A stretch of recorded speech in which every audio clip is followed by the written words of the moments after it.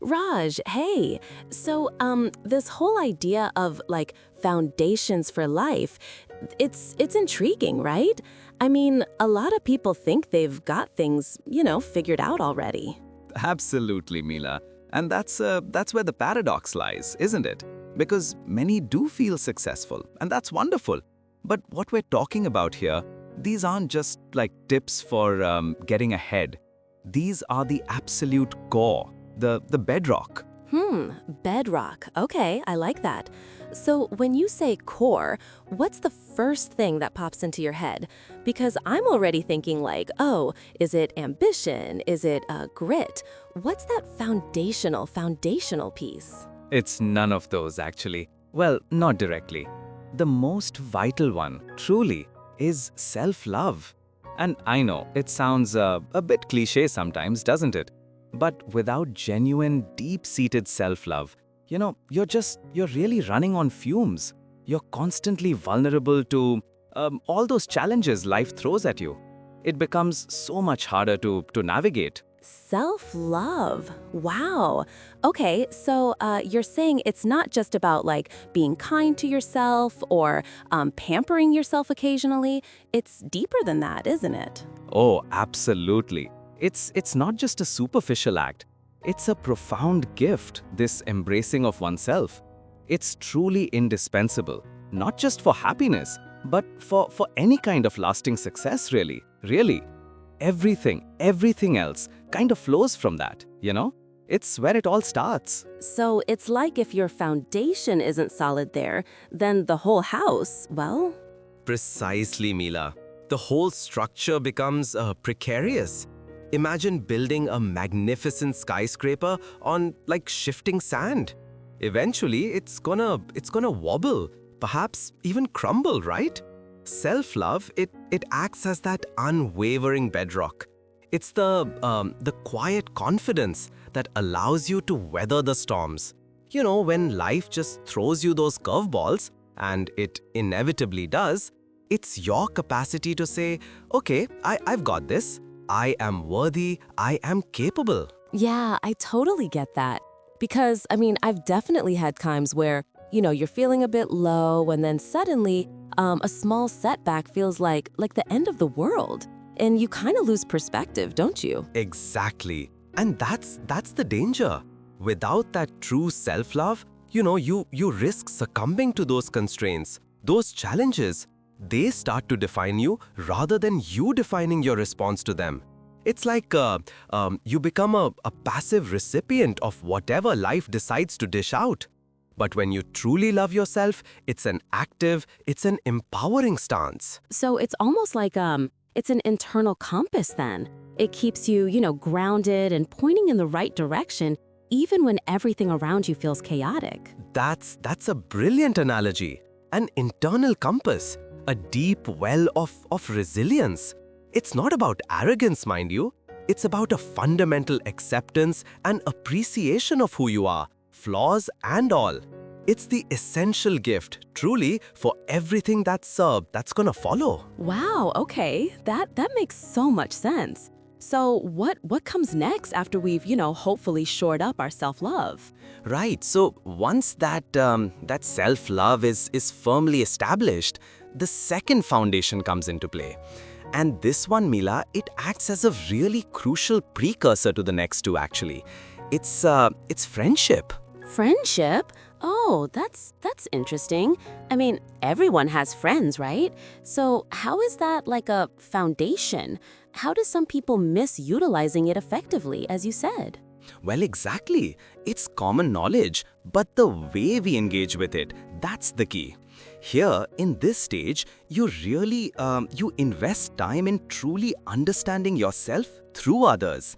Friendship, it forms the basis of how we come to know both ourselves and those around us. It's like our friends are mirrors, aren't they? They reflect aspects of us that we might not otherwise see. Oh, I totally get that. Like, I've definitely had friends who, would point out something about me that I hadn't, even noticed myself, good or bad.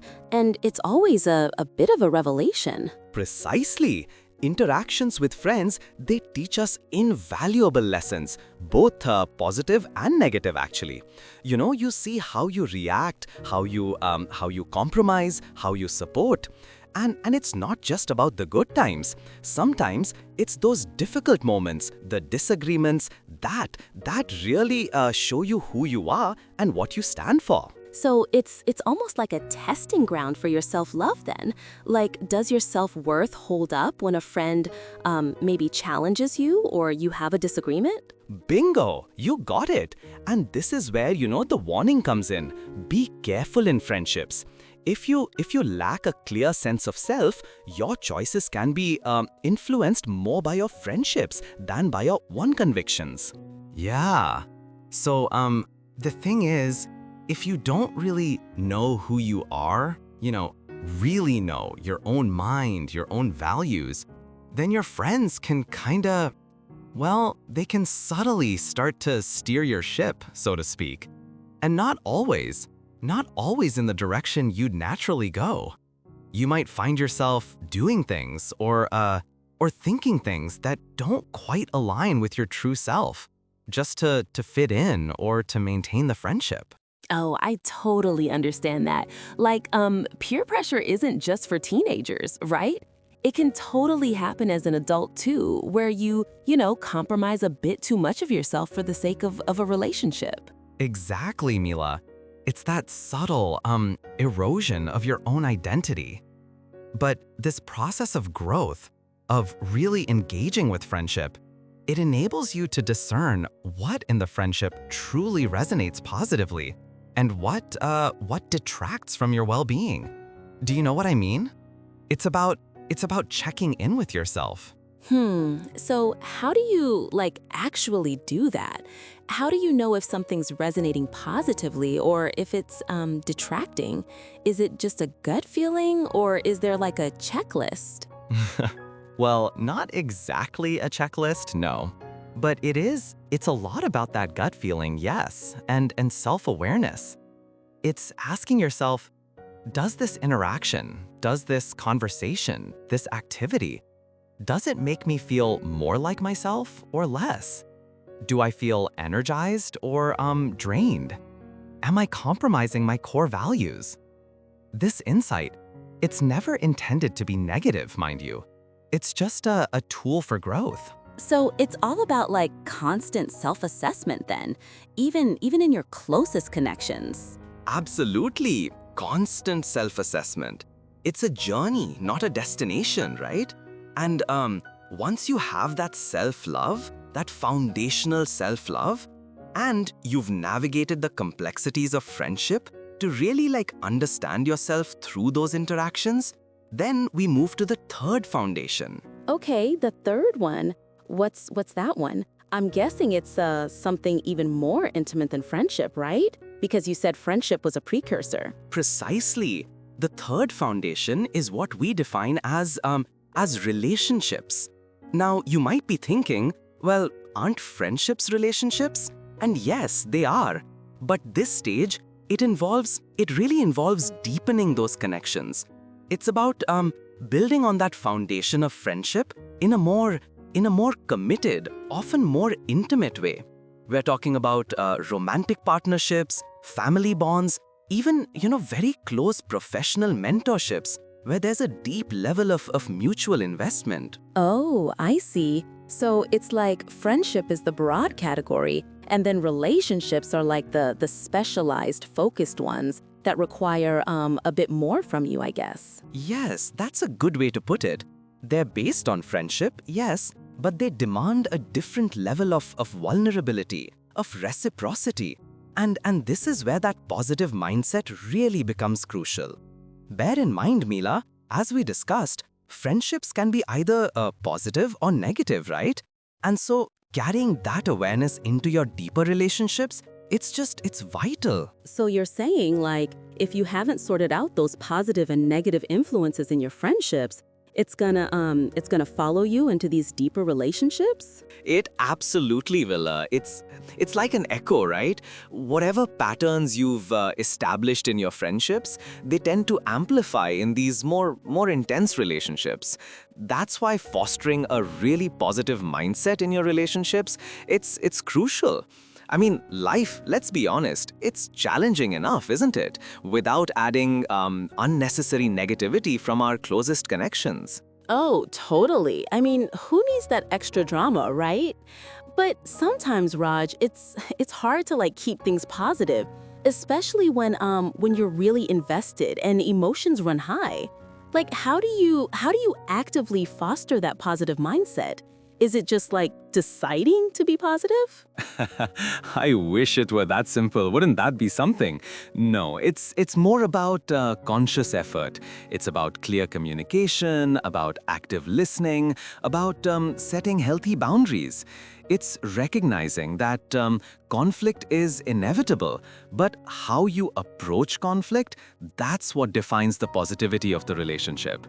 It's not about avoiding tough conversations, it's about having them with respect and a genuine desire for understanding and resolution. So it's less about avoiding negativity and more about like processing it in a healthy way so it doesn't overwhelm the relationship. Precisely. It's about building trust and mutual respect, really.